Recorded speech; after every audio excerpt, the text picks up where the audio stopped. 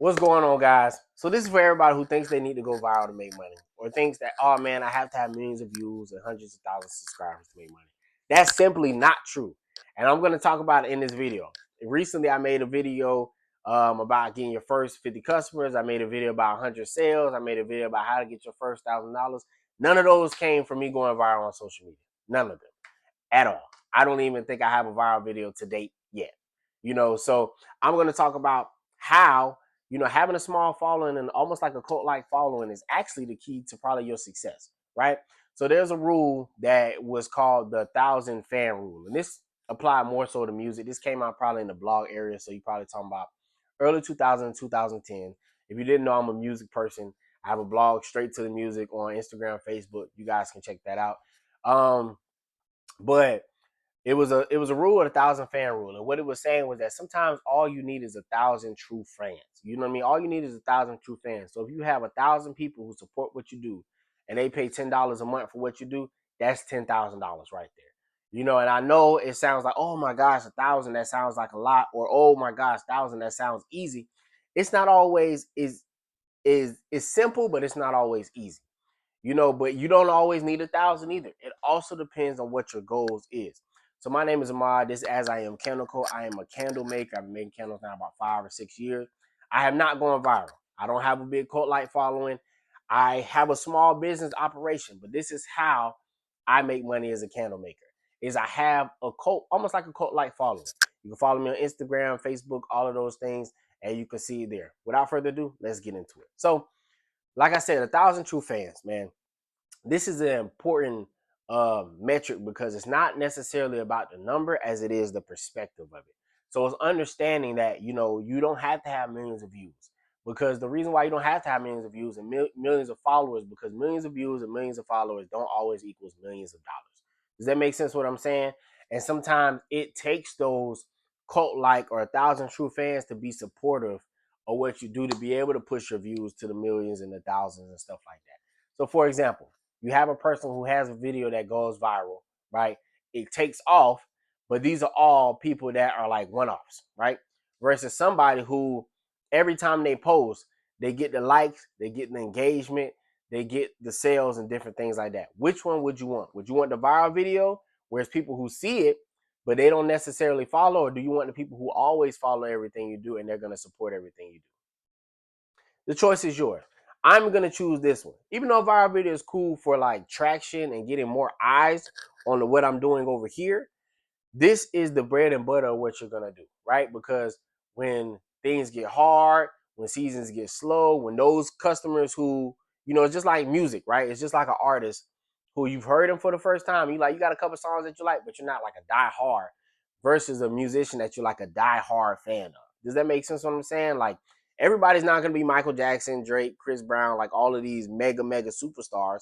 But there are people who, if like the Brent Fayez's, and this is for people around my age. If smaller artists who might not have been as big, but they do have like this cult-like following to the point where every time they drop something, people are like hand over fist trying to get what they're selling. Then this is what I'm talking about. This is the concept that I'm talking about. So it's building a cult-like following in a way, and some of the ways that you can do that, like I've talked about in my first getting your first 50 sales, is you start with the community around you, right?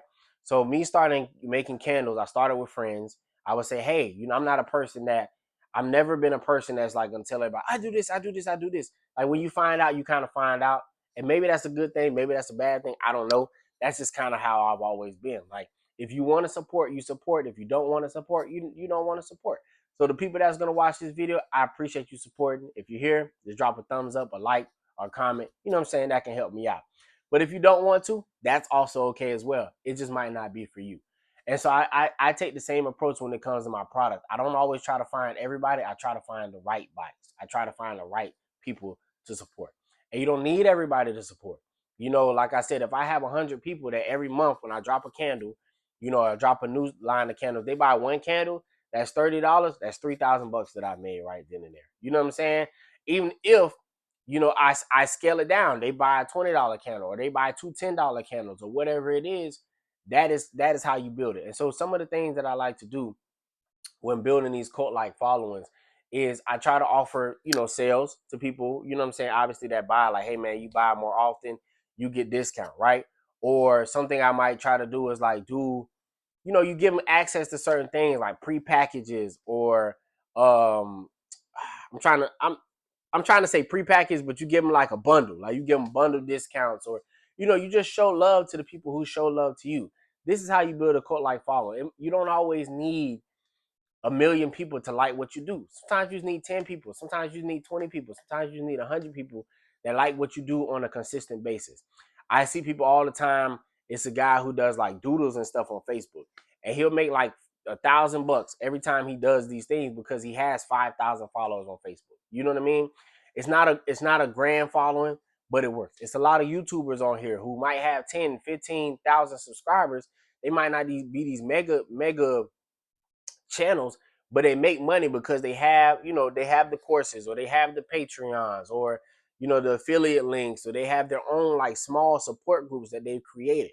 Bloggers wasn't always about having millions of views, but it's like if you have a niche, like, okay, I'm a mom blogger, or I blog, I'm a parent with kids blogger, or I'm a music blogger. Sometimes you just need people who are going to um like just reoccurring, that come back all the time to support what you do. This is kind of what I'm trying to build here at As I Am Chemical. If I get 100 subscribers, 100,000 subscribers and stuff like that, cool. If not, we start from where we are. And this is with any business, this is with any hobby. You start from where you are and you build your basis. I made this video mainly to like change your perspective, to target your perspective. I want you to rethink about how you look at content. I want you to rethink about how you look at your business, because even if I had a club, even when I was a restaurant, ran a restaurant and lounge, I cared about my reoccurring customers. I care about people who come in there every week. I know people by name a lot of times, or I know people by face. And even if I don't know them by name, hey, it's a mutual respect. Like, hey, you come here all the time. Oh, you know who I am? Yeah, you're here every week. Why would I not? Because a lot of times the people who would come, it's like one-offs and stuff. Those are the people who might not care as much about your establishment or what you're trying to build. The people who are there every week, those are the people who defended us when people were saying negative things about us on online. Those are the people who are always here to be supportive of it. Those are people who become like extended customers. You know what I mean? Like become like friends. Like sometimes it be some customers who are there all the time. We would wind up going out with them, hanging out because they're there so much. You know what I mean? That's kind of, I think, that's what I want to build here, one. But I think that's what you should want for your business. Unless it's like a mainstream thing where you're trying to get into the mega stores and stuff like that. But if you're not, that's okay. You know what I mean? Like build something that is intentional, that people actually want to be a part of it, because then what you do is you make people who care about what you do. And then they become more supportive of what you do. And they become defensive of what you do, to the point where other people who have something to say, they'll come to your rescue for them. So I think that's important of, it's not about the followers. It's not about how many people. It's about the intentionality of the people that are following you. It's about creating that intentionality with them.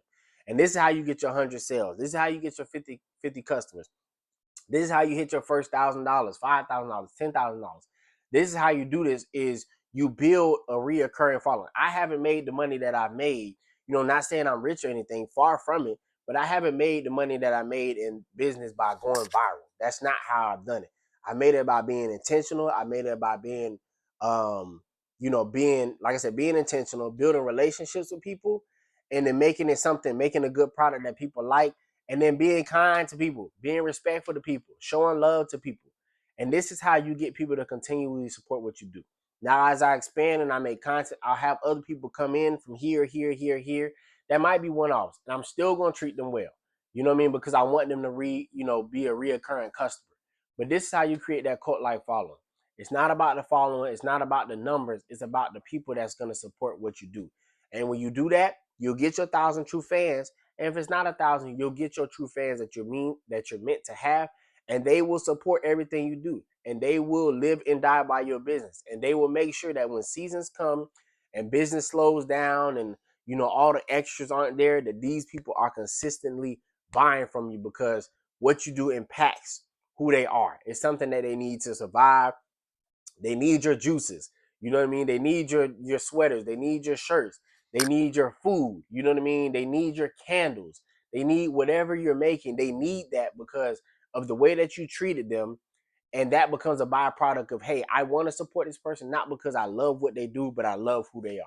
And that's the person you want to become. And that's what we're building here As I Am Kendall. So take this video to heart. Remember what I'm saying. Till the next time, it's not about the numbers. It's about the intentionality and it's about the love. Peace.